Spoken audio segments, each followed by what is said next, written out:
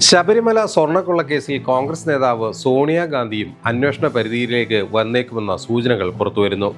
സോണിയാഗാന്ധിയെ അവരുടെ വസതിയിൽ വെച്ച് കൂടിക്കാഴ്ച നടത്തിയത് സംബന്ധിച്ച് മുഴുവൻ വിവരങ്ങളും ഉണ്ണികൃഷ്ണൻ പോറ്റി SITക്ക് കൈമാറിയതോടെയാണ് ഇത്.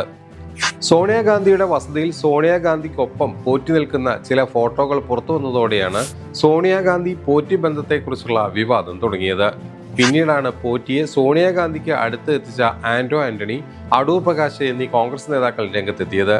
മാത്രമല്ല, ഒരു ഫോട്ടോയിൽ സോണിയയ്ക്കും പോറ്റിക്കും അടൂർ പ്രകാശിനുമൊപ്പം ശബരിമല സ്വർണ്ണക്കൊള്ളക്കേസിൽ അറസ്റ്റിലായ ബെല്ലാരി ഗോവർദ്ധനും പങ്കജ് ഭണ്ഡാരിയും ഉണ്ടായിരുന്നു.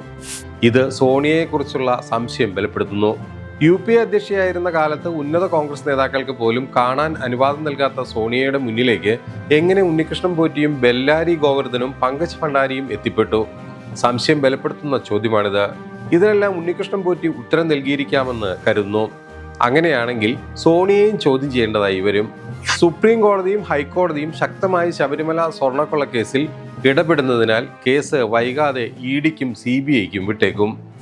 കാരണം SIT അന്വേഷണം ശക്തമായി മുന്നേറുമ്പോഴും വമ്പൻ സ്രാവുകളിലേക്ക് എത്തുമ്പോൾ കേസന്വേഷണം മന്ദഗതിയിലാകുന്നതിനെ പലകുറി സുപ്രീം കോടതിയും ഹൈക്കോടതിയും വിമർശിച്ചിരുന്നു.